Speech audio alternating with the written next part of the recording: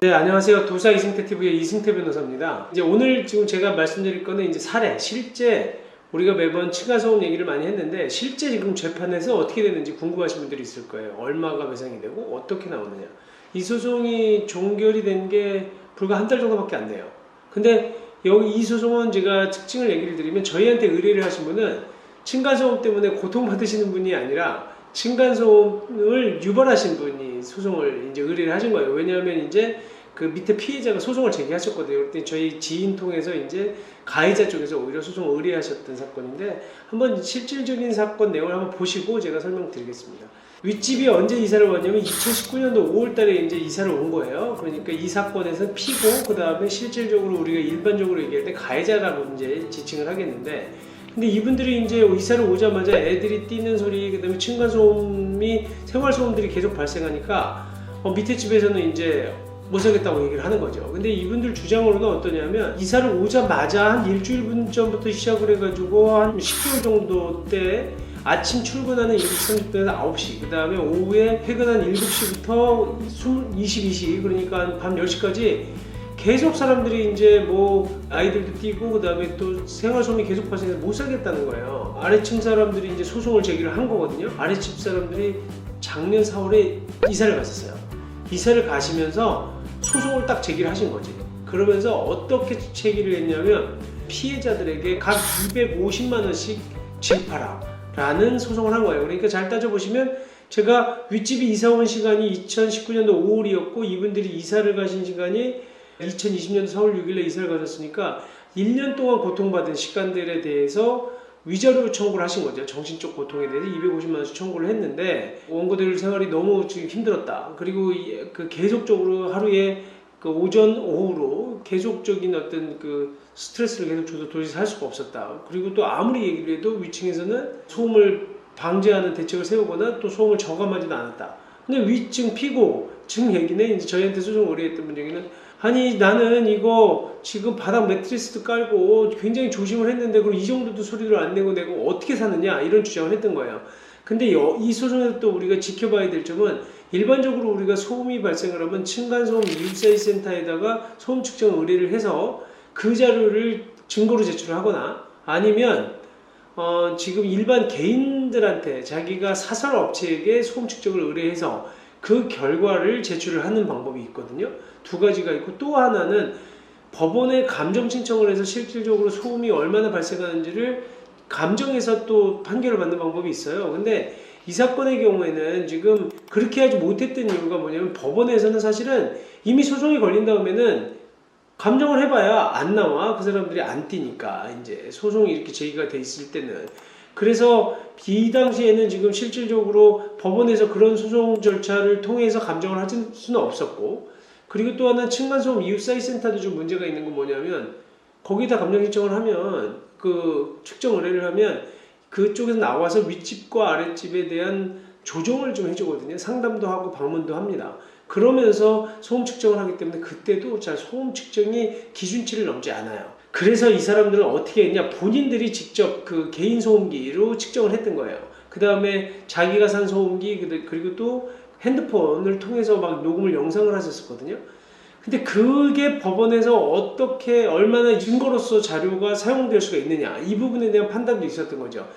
근데 여기서 그 사람들이 측정했던 거는 원래 지금 등가소음도가 어떻게 되어 있냐면 직접 충격 소음의 경우에는 지금 1분간의 등가소음도가 43dB이에요. 주간에 아침 6시부터 저녁 10시까지의 소음이. 그 다음에 최고 소음도가 57dB. 그 다음에 공기전달 소음 같은 경우는 5분 등가소음도가 45dB이거든요. 그러니까 지금 야간의 경우에는 물론 그거보다 더 엄격하게 기준이 돼서 야간의 경우에는 그 1분 등가소음도가 직접 충격 소음의 경우에 38dB, 그 다음에 최고 소음도가 52dB입니다. 그러니까 야간에는 더 엄격하게 기준을 정해준 거죠. 근데 실제로 이 사람들이 측정했을 때는 어떻게 나왔냐면 평균 소음도가 한 55에서 65dB, 그 다음에 야간에는 60dB 이상이 나왔어요. 그러다 보니까 실질적으로 물론 등가 소음도랑 평균 소음도가 좀 다르긴 한데 자기들이 측정한 소음도 기준에 따르면 최고 소음도도 넘을 뿐만 아니라 등가 소음도 기준에도 굉장히 그 초과를 했기 때문에 침해가 있다라고 얘기를 한 거예요. 근데 이제 소송에서는 어쩔 수 없이 이 증거를 믿을 수 있느냐 문제로 가는 거지. 아, 이걸 어떻게 믿냐? 이거 너희들이 측정한 거 아니냐? 그리고 원래 소음 측정하는 기계가 아무거나 갖고 측정하면 안 돼요. 그래서 소음 측정에 대해서는 원래 그 공정시험 기준이 있거든요. 그러니까 소음 진동에 관한 공정시험 기준에 따라서 적합한 소음기로 측정을 해야 돼요. 그래서 원래는 등가 소음도를 자동적으로 측정해 주거든요. 이제 최고 소음도 측정뿐만 아니라 그런 것들을 해주는 소음기로 측정을 하고 또 공인된 그 기계로 했어야 되는데 그렇지 못하기 때문에 이건 못 믿는다는 그 주장도 했었던 거예요. 그래서 법원의 판결이 그런데 어떻게 나왔느냐? 어떻게 나왔을 것 같아? 250만 원 청구했는데 자기들이 주장하는 거는 그 평균 소음도는 훨씬 넘었고 야간에는 또 60데시벨 이상이 넘었다는 거거든요. 제 생각에는 인정이 안 된 기계로 했던 거니까 네. 인정이 안 되지 않았을까? 원고 청구 전부 기각. 그러니까 피 인정 못하겠다. 네, 기각을 하지 않았을까 싶습니다. 엄격하신 분이네. 근데 저도 의뢰인이 그걸 물어봤어요. 이거 판결 어떻게 하겠느냐? 그래서 내가 그랬어. 엄격한 법원의 일반적인 판단 기준에 따르면 아마 원고 청구를 다 기각할 가능성이 높다. 하지만 요즘에 층간소음이 계속적으로 발생하는 문제, 그리고 또 층간소음을 입증하기 어려운 문제, 그리고 이런 여러 가지 지금 사회적인 어떤 분위기들로 봤을 때, 그리고 또 이 사건이 소액 사건이거든. 250만 원씩 청구해서 500만 원을 청구한 사건이니까 소액 사건의 경우에는 판결문에 이유를 설치하지 않아요. 어떠한 이유 때문에 이 판결을 원고의 청구를 인용하겠다는 것에 대한 이유를 설치하지 않기 때문에 일부 인정해 줄 가능성이 있다라고 제가 그 얘기를 했어요. 그런데 실제로 법원 판결이 어떻게 나왔냐면 판결은 원고들의 위자료를 각 80만 원씩, 그리고 250만 원 청구한 것 중에서 각 80만 원씩 판결을 인용을 해줬어요. 그때 160만 원이 이제 인용이 된 거잖아요. 그러니까 총 500만 원 청구했다 160만 원 인용을 받았으니까 사실은 원고가 더 많이 진 소송이긴 한데, 근데 결국은 내가 오늘 아침에 확인해 보니까 우리 의뢰인께서 항소를 하셨네. 오히려 자기는 그거 못 주겠다는 거예요. 이분은 이제 너무 억울하다는 거지, 자기가. 그리고 이게 꼭 마치 요즘 분위기로는 층간소음을 불러일으키면 가해자이고 뭔가 범죄자인 것 같은 느낌을 받으시는지 그 항소를 제기를 하셨더라고요. 그래서 제가 다시 이제 오늘 의뢰인하고 통화해서 웬만하면 항소 취하를 좀 하시라고 제가 얘기를 하려고 하는데, 어쨌든 이런 소송입니다. 그러니까 실제 여러분들이 층간소음으로 인한 분쟁을 굉장히 많이 보셨겠지만, 그리고 또 주변에서 기사들이나 통해서 많이 봤지만 실제 소송 결과가 어떻게 되는지는 거의 본 적이 없을 거예요. 그래서 제가 오늘 이 판결을 소개를 하는 거거든요.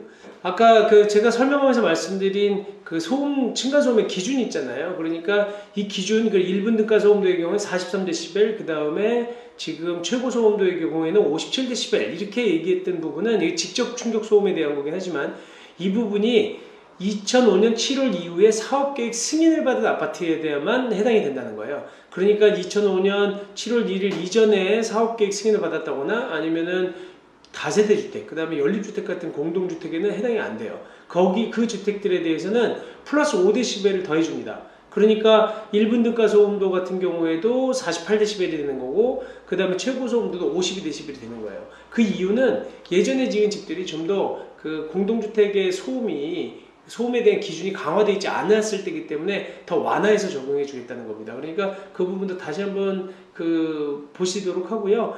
어쨌든 실제 소음 소송이 이렇다. 근데 여러분 같으면 이 소송 하시겠냐 말겠느냐.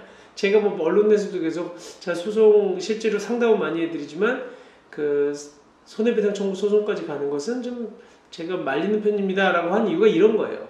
변호사 보수를 안 줬다면 괜찮은데 변호사 보수가 또 일부 지급했을 때는 양쪽 다 과연 이게 이익이 되는 것이냐 이런 생각이 들거든요. 그러니까 어쨌든 실제 사례 보시고 또 소송하실지 여부는 개인적으로 또 판단하시는 겁니다. 소송은 단순한 뭐 돈 때문에만 하는 건 아니에요. 그 감정적인 부분들도 있고 또 본인이 또 억울해서 하시는 경우도 있으니까, 자, 이런 사례가 최근에 저희가 재판했던 사례이기 때문에 한번 소개드렸습니다. 많은 도움이 좀 되셨으면 좋겠습니다. 네, 감사합니다.